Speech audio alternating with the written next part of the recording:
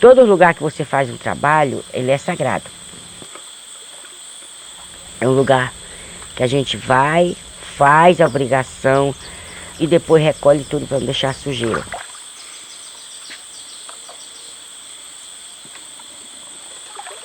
Sujeira não pode deixar numa mata. Ah, vai pra mata, vai deixar o lixo lá. Não é assim. Lá é sagrado. E lugar sagrado tem que ser o quê? Limpo. Então a gente tem que proteger. A gente pede para entrar na mata, a gente pede para entrar na água, a gente pede para pegar terra. A gente faz tudo isso. O cuidado ele é ancestral, ele é passado do mais velho ao mais novo. Olha que coisa mais linda. Estar embaixo da natureza, estar na Amazônia. É isso que eu cultuo, que nós cultuamos. A mãe natureza. Se a gente não cuidar, nós vamos se extinguir.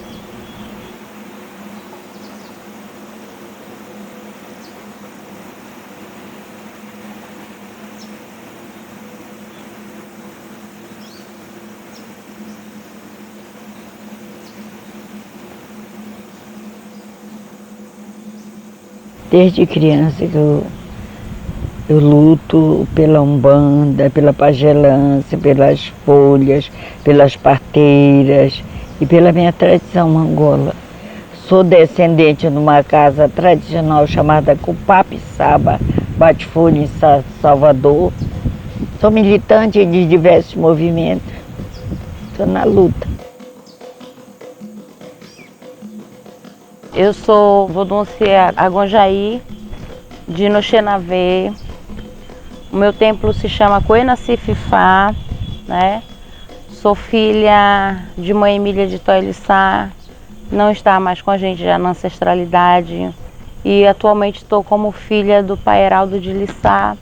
Sou de Belém do Pará, convivendo todos os dias que a gente absorve esse conhecimento, né? A natureza nos ensina, o tempo ele é precioso e ancestral. Mavampo é encruzilhada. As águas Dandalunda, que é água doce, Emanjá, água salgada. A mata é Oxóssi, Catendê, o tempo, o vento. Inhaçá é o vento. Nanã é a massa, é a lama que mudou o ser humano. As crianças, os vonges, acho que é um pássaro, a natureza para mim é um pássaro, é tudo, as crianças para mim é tudo, né? É uma árvore pequena, é o sol nascendo, que é Oxalá, Lissá é o escurecer. Mas é tudo isso que se vê, que a gente encontrou e que nós não soubemos preservar.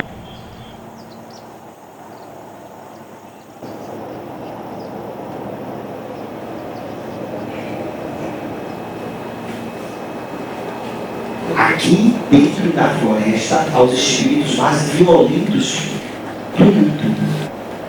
Quando a gente desmata a morada desses espíritos, eles vão buscar refúgio. Não é à toa que hoje nós vamos ver tantas doenças provenientes das queimadas, provenientes do desmatamento, provenientes da poluição.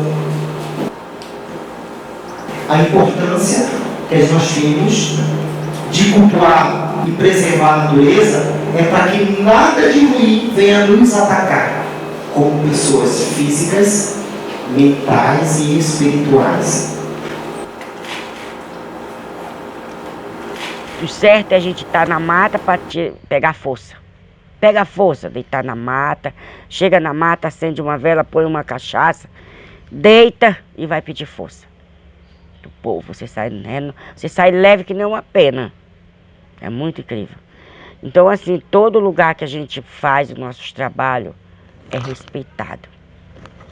Ninguém pode passar a fazer a bagunça uma mata, vou tocar fogo, o carapé, vou fazer sujeira. Não, não pode, porque é sagrado. Então tudo a gente tem que ter esse respeito, né? A praia, a calunga, a estrada também, né? Que a gente às vezes faz.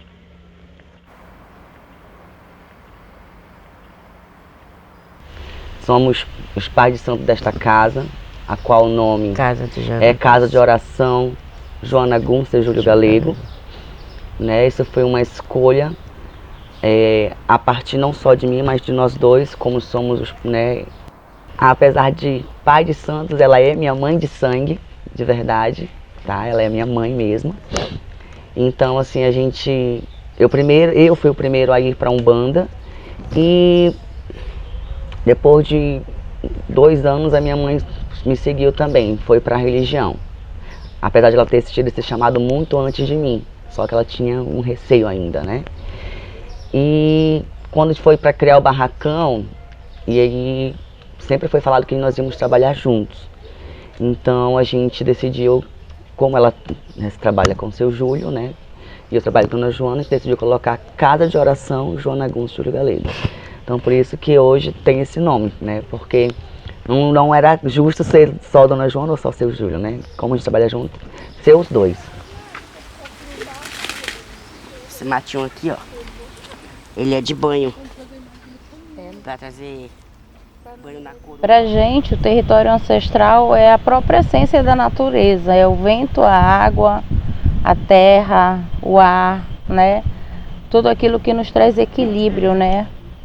Os nossos voduns, eles nos trazem toda essa sabedoria e a gente percebe com a mudança do clima, né? Com toda essa mudança, eu acredito que seja também um momento de a gente ter reflexão do que o ser humano faz com toda essa natureza, com essa força da natureza. Porque nós temos o respeito pela natureza, até pela folha seca que cai no chão, para nós ela serve de chá. Sem as ervas a gente não trabalha, né? Então, as ervas é tudo para nós. Muitas das vezes a gente recorre ao mercado central, que é onde tem um local que vende bem. Quando não é, tem que sair na rua apostando na sorte de encontrar. Às vezes em terreno baldio, muitas das vezes a gente encontra, que é onde o solo é fértil, aí tem muitas ervas. Aí a gente sai colhendo na rua mesmo, procurando terrenos para encontrar as ervas. Erva de cura, erva de orixá, erva para apoiar, assentar uma casa. Para tudo nós temos a erva. E hoje nós estamos, pelo menos no urbano, é muito mais difícil, né? Já o rural não. Aqui é muito difícil. Antes, quando não tinha João Lúcio, Platão Araújo, eram nossas folhinhas que resolvia, né, as dores, mas que podia tomar um chá, hoje não existe mais vomitório. Existe soro, né? Soro para limpar, mas antes era esses remédios que funcionavam, né? Era lavagem, essas coisas, era o que funcionava no tempo dos antigos, agora que tem. Então a erva é tudo, ela entra em todo lugar. Ela entra no chá, ela entra na comida, ela entra no banho. Em todo canto ela está presente. Eu aprendi e não foi com ninguém.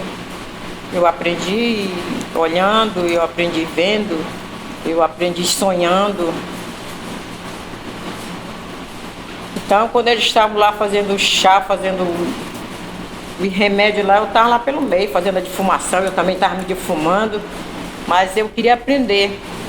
E assim mesmo eu passo as coisas para meus filhos santos. Gente, não inventam, fazem. Eu não vou dizer, toma uma injeção que eu não sei, pode fazer mal, mas as ervas pode me perguntar que eu garanto. Tinha medo, às vezes não dá certo, né?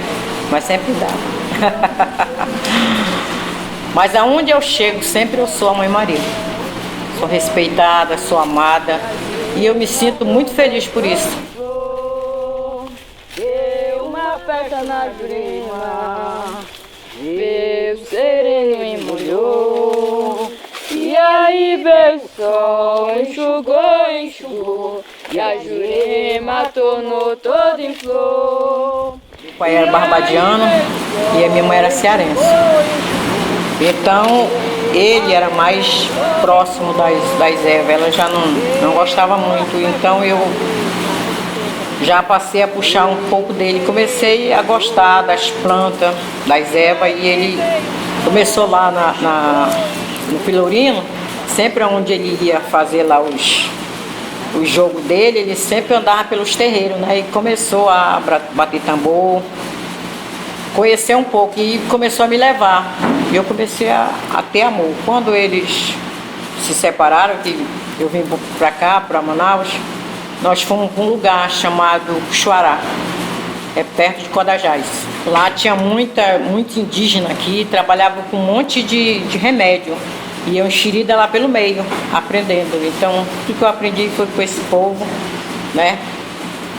E nada de ter contato com a Umbanda. Quando um dia, já há muito tempo, a minha mãe teve uma desavença lá com o meu avô e minha tia, e sempre diziam que eu era um bandista, que eu tinha caboclo, que eu não queria. Eu cheguei, ela estava chorando. E eu disse, que foi, mãe? Ela disse, não, é seu avô que está com raiva. Eu saí lá para trás assim, com raiva. Ela disse, deixa eu matá-la, bem magrinha. Falei, vocês existem mesmo? É verdade isso, que eu não acredito. Mas se vocês existem, eu quero ver toda a minha família aqui. Se isso acontecer, a partir desse dia, eu nunca mais abandono vocês. Eu acho que não durou 2 dias. Dava os que eu pedi, todos. Então daí, a partir desse momento, eu comecei a amar, a gostar. E estou até hoje.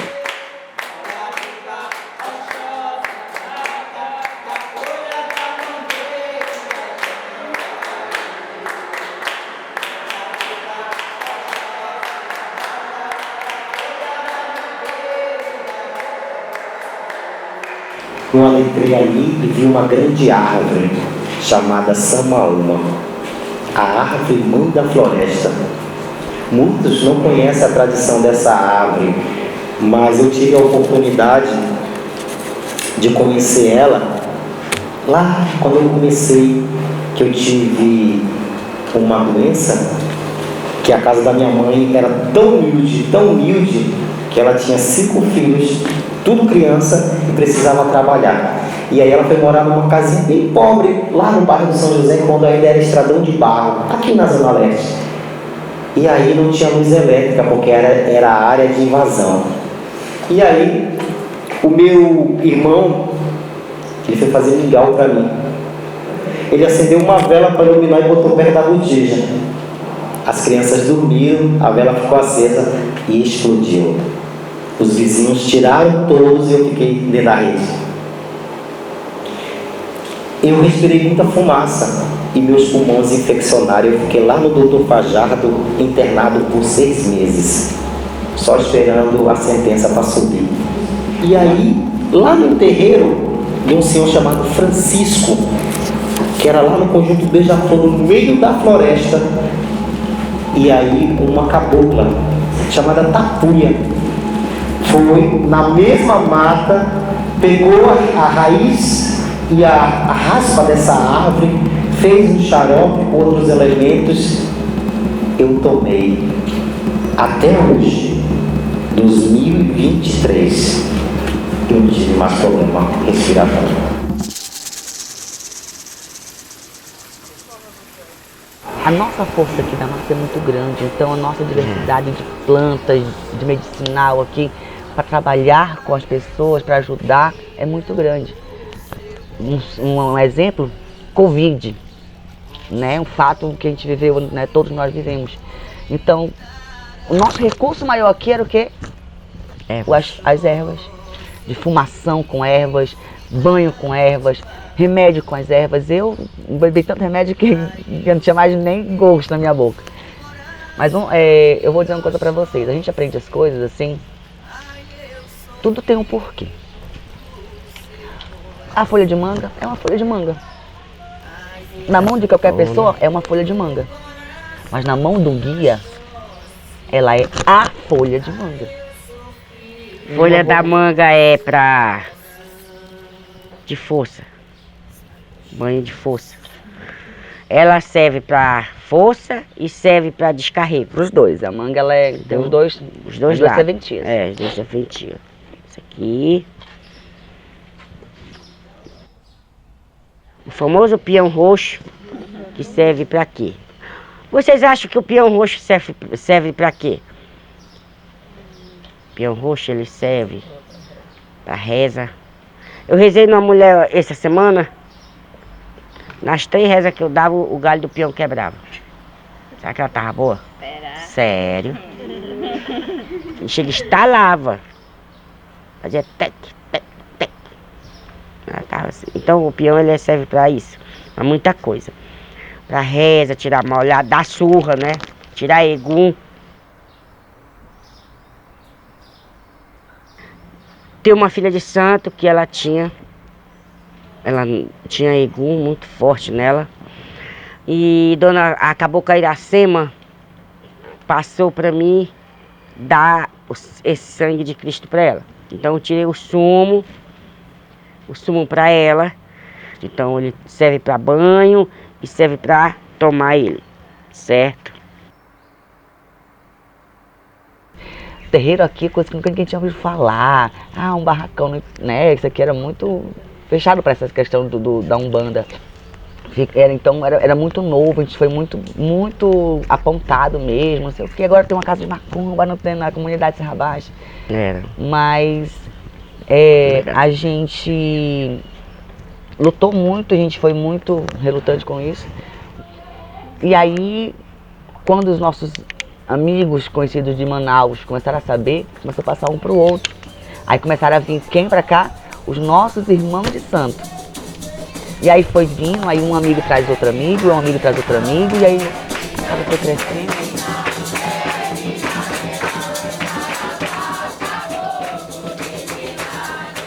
A intolerância começa dentro da nossa casa, pela televisão, pelo rádio, ensinando que nós somos demoníacos e a gente não cultua demônio. O demônio está nas igrejas. A igreja católica foi que botou o rabo no nosso Exu. Olha, essa mulher é dessas coisas. O pastor não, olha o pastor. Aí o pastor está pregando. Já uma mãe de santo, toda com seus amparatos, olha, ela é dessas coisas. E é onde, se alguém chega para mim e pergunta, a senhora é dessas coisas? Primeira coisa que eu respondo, que coisa? Porque eu sou da minha religião. Eu não sou dessas coisas. Que coisa que você está falando? Eu não sei de que coisa que você está falando. A gente sabe que aqui no estado, em menos de 10 anos, mais ou menos uns 15 sacerdotes foram assassinados. Não mulheres, mas homens. Homossexuais foram assassinados. Por motivos uns ou outros, mas tragicamente, sem o mínimo de respeito, porque eram sacerdotes. Tem algo errado nisso. Muitos falam, não é porque era homossexual, isso era uma coisa particular. Não, gente.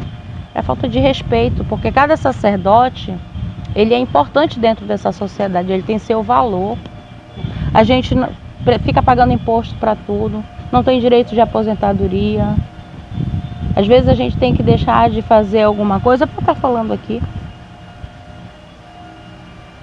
A gente está vivendo algo que a gente compreende que seja uma ecologia do medo, né?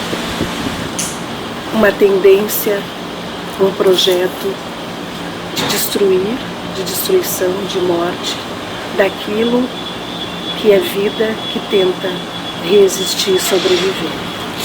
Esses dois movimentos são antagônicos, mas eles estão interconectados. Porque se existe um projeto de morte, de destruição, de tudo aquilo que é vida, da natureza, dos quilombolas, dos indígenas, dos ribeirinhos, das comunidades tradicionais, a gente reexiste a cada momento e a cada dia. E então, nessa marcha de construção estratégica de resiliência, de sobrevivência, a gente vem se deparando, se dando conta que as estratégias de destruição são muito líquidas, muito corrosivas e estão em todo canto, em todo lugar, através de um racismo estrutural, social, de um racismo ambiental. Então, quando a gente tem nessa fronteira de guerra um projeto que destrói a vida e que a gente, quilombola, luta incessantemente contra esse projeto, a gente precisa entender quem são esses sujeitos que estão lutando. Infelizmente, é uma coisa muito triste, porque o poder público, eles não abrem as portas para nós. É muito limitado. Né? Político procura um terreiro na época das eleições, ajuda, tanto espiritual como eleitoral mesmo, mas quando chega lá na Assembleia, para nós é limitado. Uma certa vez, eu também sou a presidente da Associação Navevarina, nós estávamos atrás de um político, aí, um deputado, para fazermos uma emenda. Me indicaram um certo deputado, eu fui. Quando eu cheguei lá, eu fui toda de amparado, né? E quando eu cheguei lá, falei, contei, o assessor, ele olhou para mim e disse, olha, eu faria essa emenda, só que o deputado, ele é crente. Quer dizer, já me disse que o deputado não ia fazer, né? Se é de outra denominação, as portas é aberta, mas aos afro é limitado. É limitado. Um deputado, um candidato, ele vai na tua casa, ele quer entrar escondido, o público não vê, que ele foi num terreiro, ele precisa. Mas ele quer ir de madrugada, ele quer ir uma hora que não tem ninguém, tudo isso. Então nós temos essa barreira muito grande com o poder público. Sabe? Falou que é uma mãe de santo que quer falar com um deputado tal, já tem mais uma barreira. Né? Então é essa a nossa dificuldade.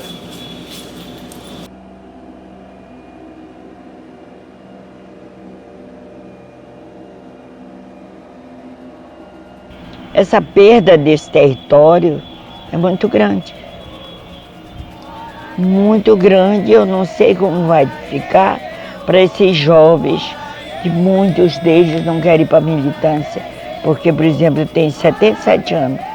Eu não digo que eu estou cansada, mas eu queria muito ver um monte de jovens nessa militância, batalhando, porque é o futuro deles, dos filhos deles, dos netos. E que eu preciso. E quando eu vou para o mato, que é de alguém rico, pegar uma folha para deitar, que a gente deita, bebe, faz tudo com folha, muitas vezes a gente é abordado pela polícia.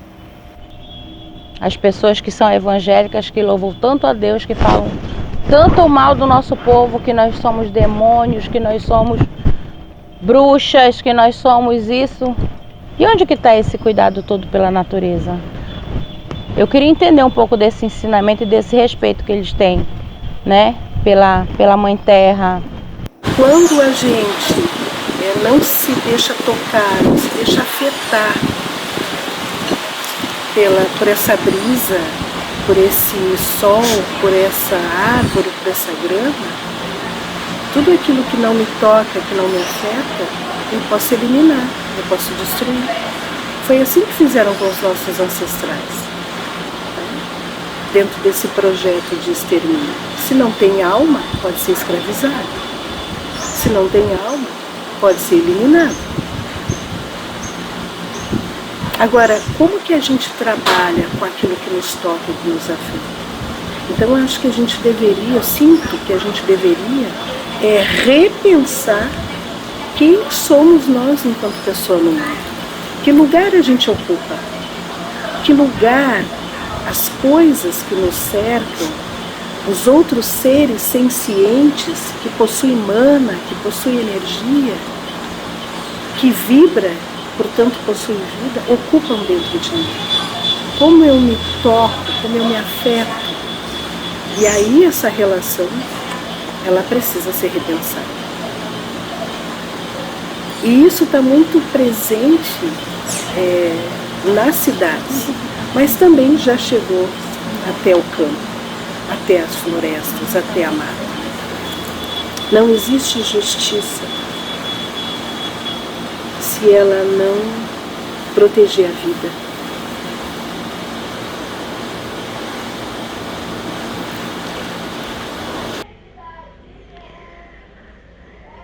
Eu aceitei a Umbanda com amor.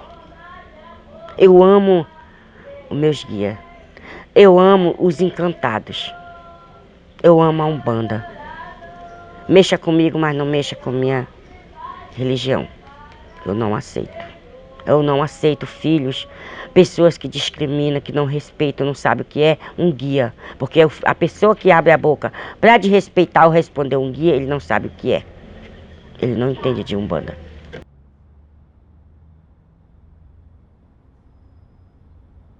Desde menino eu entendi sobre a natureza que eu não devia desmatar. A palavra não era desmatar, eu não devia cortar a árvore. Que ele dizia assim, e a minha avó, uma palavra assim que eu não esqueço. Não fala nada do teu segredo, menina. Põe a tua cabeça na árvore e conversa com ela. Conta que se tu tá triste, se tu tem alimento, se tu tá com dor, se tu tá feliz. Então aprendi esse respeito pela natureza. A gente aprende a alimentar a própria mãe terra, né, mãe? A gente Sim. sabe que o alimento pode servir de adubo para uma planta, e a gente sabe disso, a gente tem o cuidado quando a gente vai colher uma folha. A gente não vai quebrar a árvore, a gente não vai cortar a árvore, eu não sei porquê. As pessoas têm todo esse preconceito quando vê alguém de branco colhendo uma folha, tirando uma folha.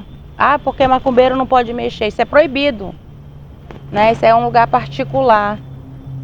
A gente fica preocupado, eu fico preocupado, como é que o meu neto vai poder tirar uma folha daqui a um tempo? Porque a gente já nasce, não tem mais nem terra para comprar, tem que ter território, a gente já não tem. Já não tem espaço para plantar. A gente pode vir aqui na universidade tirar folha? Uma pergunta que eu faço. A gente não vai arrancar a árvore, não. Né? A gente vai só tirar. a gente vai tirar folha, vai pedir com respeito, vai, né, pedir aquele ancestral lá, porque pra gente, muitas árvores elas são ancestral mesmo, a gente tem todo um respeito. Então o cuidado vem desde pequeno, quando a mãe diz, ó menino, vai tirar folha, não tira depois das 6 horas, né, mãe? Pede licença. Paga, né? Paga para tirar. Paga para tirar. Tem que ter isso. Se o ancestral é um rio e eu me conecto com esse rio, eu vou à raiz desse rio. E esse rio que me conecta lá com o rio Caí, né, que tem um dos das suas ramificações que atravessa o território, Morada da Paz, no endereço da BR 386, no quilômetro 410, ele conecta também com o rio Guamá, lá em Belém, ele conecta com o rio Mar em Colares, porque as águas não têm fronteira. Ela conecta com o Rio Negro aqui em Manaus. Então, entender a ancestralidade a partir dessa compreensão, dessa cosmopercepção, é entender que nós somos seres interconectados.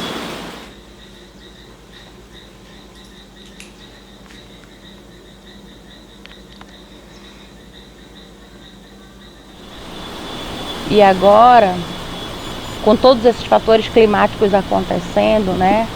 Você está vendo, a gente está tendo agora no Brasil várias tragédias com ciclones, né? Por que está acontecendo isso? Porque nós mesmos, os próprios seres humanos, estamos desmatando, estamos queimando, estamos poluindo as águas. Nós somos o culpado. E a natureza, ela é uma força. Tem dado cada vento, eu vi no terreiro, há um mês atrás, uma ventania e outra, e deu outra em Belém. Então tinha um monte de vaso, tinha um vaso, uma planta, o vento pegou assim, jogou ela em pé, eu estava perto, recuei e saudei o tempo. A gente está vendo. E a gente, muitos, não está pelo dinheiro, por querer o ouro, por querer água, por querer desmatar, pegar nossas árvores. O que é que ele faz? Ele nem se importa, porque ele é rico, ele tem ar-condicionado, tem bons iates, tem tudo. E os pobres, as pessoas indígenas, povos tradicionais que moram lá dentro e que está sendo roubado, está sendo massacrado, principalmente as crianças. A luta não é só para preservar nós, não. Também os animais, a gente vê um pássaro cantar. Sem a árvore, sem essa sombra, sem a grande mãe, como é que vai ser? A nossa ancestralidade é a vida. É a vida todos os dias, é a vida do dia a dia, com saúde, com doença. E a gente aprende isso a cada dia que passa, quando a gente tem uma mãe mais velha, quando eu estou com a minha irmã mais velha, quando a gente está sempre com os nossos mais velhos nos ensinando, porque a vida é ensinamento. Eu digo isso com muita fé, que eu não sou otimista em relação ao futuro, mas eu sou esperançosa. A fé e esperançar me dá essa condição de dizer que nós não vamos nos render. Nós não podemos nos render. E nós temos que ousar lutar para ousar vencer.